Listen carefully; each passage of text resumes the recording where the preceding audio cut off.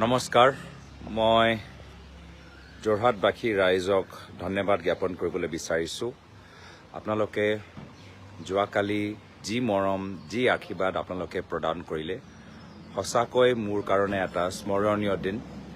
মই বিশেষভাৱে নৱপ্ৰজন্মক ধন্যবাদ জ্ঞাপন কৰিবলৈ বিচাৰিছোঁ যিসকলে দূৰ দূৰণিৰ পৰা আহি নিজৰ মূল্যৱান ভোট প্ৰদান কৰিলে মই জনামতে বহুত মানুহ অসমৰ বাহিৰৰ পৰা আহিলে ঘূৰি আহিলে বেংগলোৰৰ পৰা আহিলে এজনকতো মই ডুবাইৰ পৰা ঘূৰি অহা পিছত মই লগ পালোঁ আৰু মই ভাবিছোঁ এইখিনি মানুহ যোৱাকালি এটা মূল্যৱান ভূমিকা গ্ৰহণ কৰিছে আৰু ফলাফল আমি 4 তাৰিখে গম পাম কিন্তু এটা কথা স্পষ্ট যে যোৱাকালি যোৰহাটবাসী ৰাইজে এটা স্পষ্ট বাৰ্তা দিছে এটা শক্তিশালী বাৰ্তা দিছে এই বাৰ্তাটো হৈছে গণতন্ত্ৰৰ পক্ষত এই বাৰ্তাটো হৈছে লোকতন্ত্ৰৰ পক্ষত এই বাৰ্তাটো হৈছে আমাৰ ভাৰতীয় সংস্কৃতিৰ পক্ষত আৰু যি ভোট যোৱাকালি দিয়া গ'ল এই ভোটটো দিয়া গ'ল ভ্ৰষ্টাচাৰৰ বিপক্ষে সাম্প্ৰদায়িক ৰাজনীতিৰ বিপক্ষে আদৰ্শহীন ৰাজনীতিৰ বিপক্ষে আৰু সেইকাৰণে যোৱাকালি যিসকলে ওলাই আহি নিজৰ মূল্যৱান ভোট দিলে যোৰহাটৰ স্বাভিমান ৰাখিলে মই চবকে ধন্যবাদ জ্ঞাপন কৰিছোঁ চবকে কৃতজ্ঞতা জ্ঞাপন কৰিছোঁ মাজুলীবাসী ৰাইজক মই বিশেষভাৱে মই মৰম আৰু স্নেহ যাচিছোঁ যি ঐতিহাসিক যোৱাকালি যে ভোটিং টাৰ্ণআউট হৈছে 81% সঁচাকৈ আমি গম পাইছোঁ যে মাজুলীবাসী ৰাইজে এটা স্পষ্ট এটা বাৰ্তা যোৱাকালি দিছে সেইকাৰণে মাজুলীবাসী ৰাইজক বিশেষ ধন্যবাদ আৰু কৃতজ্ঞতা জ্ঞাপন কৰিছোঁ নৱপ্ৰজন্মক লগতে আমাৰ বিভিন্ন আমাৰ সমাজৰ প্ৰত্যেক বৰ্গ বাগানৰ ভিতৰতো আমাৰ যিসকল আমাৰ শ্ৰমিক বন্ধুসকল আছে আজি তেওঁলোকৰ নিজৰ ভৱিষ্যত সুৰক্ষা কৰাৰ ক্ষেত্ৰত যি গুৰুত্বপূৰ্ণ ভূমিকা গ্ৰহণ কৰিলে মই বাগানৰ শ্ৰমিকসকলকো মই ধন্যবাদ জ্ঞাপন কৰিছোঁ আৰু লগে লগে আমাৰ বিৰোধী ঐক্য মঞ্চৰ প্ৰত্যেক ৰাজনৈতিক দল সংগঠন যিসকলে আমাক সহায় কৰিলে প্ৰচাৰৰ ক্ষেত্ৰত যথেষ্ট গুৰুত্বপূৰ্ণ ভূমিকা গ্ৰহণ কৰিলে মই তেওঁলোককো ধন্যবাদ জ্ঞাপন কৰিছোঁ ৰাইজৰ দল অসম জাতীয় পৰিষদ দল লগতে আমাৰ CPM CPIML দল লগতে আমাৰ আম আদমি TMC দল বহুতে আমাক নজনাকৈ সহায় কৰিছে মই চবকে ধন্যবাদ জ্ঞাপন কৰিছোঁ যোৱাকালি যি পৰিৱেশ সৃষ্টি হ'ল সেই পৰিৱেশ সৃষ্টি হোৱাৰ কাৰণে আমাৰ বিৰোধী ঐক্য মঞ্চৰ বিভিন্ন দল সংগঠনৰ এটা গুৰুত্বপূৰ্ণ ভূমিকা আছে মই বিশেষভাৱে আমাৰ বিৰোধী ঐক্য মঞ্চৰ ফালৰ পৰা শিৱসাগৰ বিধায়ক অখিল গগৈ ডাঙৰীয়াক মই ধন্যবাদ জ্ঞাপন নিজৰ কাৰ্যালয়ৰ ভিতৰত হেৰুৱালে মই মোৰ ফালৰ পৰা মই নিজৰ শ্ৰদ্ধাঞ্জলি জ্ঞাপন কৰিছোঁ সমবেদনা জ্ঞাপন কৰিছোঁ আৰু আমাৰ বিভিন্ন যে দল CPM দল CPIM দল কনক গগৈ অনুপ গগৈ ডাঙৰীয়াকো মই ধন্যবাদ জ্ঞাপন কৰিছোঁ ধৈৰ্য কোঁৱৰকো মই ধন্যবাদ জ্ঞাপন কৰিছোঁ গৌতম হাতীমূৰীয়া মৃণাল ফুকন গোবিন্দ ফুকন মৃণাল চুতীয়া ডাঙৰীয়াকো মই ধন্যবাদ জ্ঞাপন কৰিছোঁ বিভিন্ন সংগঠনসকলেও আমাক সহায় কৰিছে মই সকলো সংগঠনসকলক মই নাম ল'বলৈ বিচৰা নাই যিহেতু তেওঁলোকে কিছুমানে গোপনভাৱেও আমাক সহায় কৰিছে আৰু আমাৰ বৈদিক আমাৰ ব্যক্তিসকল বুদ্ধিজীৱীসকল যিসকলক মই যোৰহাটত লগ পালোঁ যিসকলক মই শিৱসাগৰত লগ পালোঁ মই তেওঁলোককো মই ধন্যবাদ জ্ঞাপন কৰিছোঁ আপোনালোকে খুব আমাক ভাল পৰামৰ্শ দিলে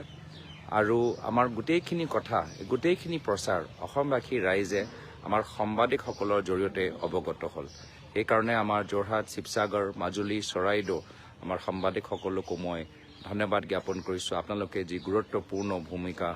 গ্ৰহণ কৰিছে এই ক্ষেত্ৰত আমাৰ পৰ্টেলছ যি আমাৰ যথেষ্ট জনপ্ৰিয়তা লাভ কৰিলে আমাৰ GSS জাম্পিং স্পাইডাৰ অজান্ত্ৰিক আনটোল্ড আৰু লগতে আমাৰ চক্ৰপাণী পৰাশৰ পৰ্টেল আমাক যথেষ্ট আমাৰ কথাখিনি ৰাইজৰ মাজত লৈ যোৱাৰ ক্ষেত্ৰত আমাক সহায় কৰিলে মই তেওঁলোককো ধন্যবাদ জ্ঞাপন কৰিছোঁ আৰু নিজৰ দল সংগঠনক মই কেতিয়াও পাহৰি যাব নোৱাৰোঁ আমাৰ দল আৰু সংগঠনৰ বাবে আজি মই য'ত আছোঁ মই তেওঁলোকৰ কাৰণেহে আছোঁ আৰু সেইকাৰণে আমাৰ বিধায়ক আৰম্ভ কৰিছোঁ বিধায়িনী দলপতি দেৱব্ৰত শইকীয়া ডাঙৰীয়া তিতাবৰৰ বিধায়ক ভাস্কৰজ্যোতি বৰুৱা ডাঙৰীয়া এই দুজন বিধায়কে যথেষ্ট গুৰুত্বপূৰ্ণ ভূমিকা গ্ৰহণ কৰিছে জিলা কংগ্ৰেছ যোৰহাট জিলা কংগ্ৰেছ চৰাইদেউ জিলা কংগ্ৰেছ, শিৱসাগৰ জিলা কংগ্ৰেছ, মাজুলী জিলা কংগ্ৰেছে যথেষ্ট আমাক সহায় কৰিছে। আমাৰ প্ৰাক্তন বিধায়কসকল, আমাৰ ৰাজীৱ লোচন পেগু ডাঙৰীয়া, লগতে আমাৰ মাজুলী টীম দিনমণি দত্ত ডাঙৰীয়া, ককেশ্বৰ বৰা ডাঙৰীয়া, আমাৰ দুয়োজন আমাৰ ব্লক সভাপতিসকল, লগতে আমাৰ NSY যুৱ কংগ্ৰেছ, এই ভিতৰত আমাৰ টিয়কত পল্লৱী গগৈ ডাঙৰীয়ানী, থাওৰাত অজয় গগৈ ডাঙৰীয়া, মনোৰঞ্জন কোঁৱৰ ডাঙৰীয়া, শিৱসাগৰত মঞ্জিৰ গগৈ ডাঙৰীয়া, সুব্ৰমিত্ৰ গগৈ ডাঙৰীয়া, লগতে আমাৰ প্ৰদেশ কংগ্ৰেছৰ ফালৰ পৰা যি আমি সহায় পালোঁ, বিপুল গগৈ ডাঙৰীয়া, ঋতুপৰ্ণ কোঁৱৰ ডাঙৰীয়া, শান্তনু বৰা ডাঙৰীয়া, উদিত ভানু দাস ডাঙৰীয়া, আৰু ইয়াত আমাৰ চৰাইদেউ জিলাত মাহামাৰাত আমাৰ ব্লক কংগ্ৰেছ কেশৱ গগৈ আৰু চৰাইদেউ জিলা কংগ্ৰেছৰ নৱনিযুক্ত সভাপতি উৎপল গগৈ ডাঙৰীয়াকো মই ধন্যবাদ জ্ঞাপন কৰিছোঁ। ষ্টেট NSY সভাপতি কৃষ্ণনু বৰুৱা ডাঙৰীয়া, প্ৰাক্তন মন্ত্ৰী পৱন সিং হাটোৱা ডাঙৰীয়া, আমাৰ অসমৰ বিভিন্ন বিধায়কসকল আমাক যোৰহাটত আহি আমাক সহায় প্ৰদান কৰিলে। প্ৰদেশ কংগ্ৰেছ সভাপতি ভূপেন বৰা ডাঙৰীয়া আমাৰ মনোনয়ন পত্ৰ দিয়া দিনত আমাৰ লগৰ মাজত আছিলে। আমাৰ লাহৰীঘাটৰ বিধায়ক আসিফ নজৰ, শিৱামণি বৰা, আমাৰ বটদ্ৰৱা বিধায়িকা আমাৰ নন্দিতা দাস ডাঙৰীয়ানী, লগতে আমাৰ গোলকগঞ্জ সোহন আলী চৰকাৰ, প্ৰদীপ চৰকাৰ, ৰেকিবুদ্দিন আহমেদ ডাঙৰীয়া, লগতে আমাৰ ৱাজিদ আলী চৌধুৰী ডাঙৰীয়া, আমাৰ যাদৱ চৰগাৰী ডাঙৰীয়া, আমাৰ আফতাবুদ্দিন মোল্লা ডাঙৰীয়া, আমাৰ ৰচিদ মণ্ডল ডাঙৰীয়া,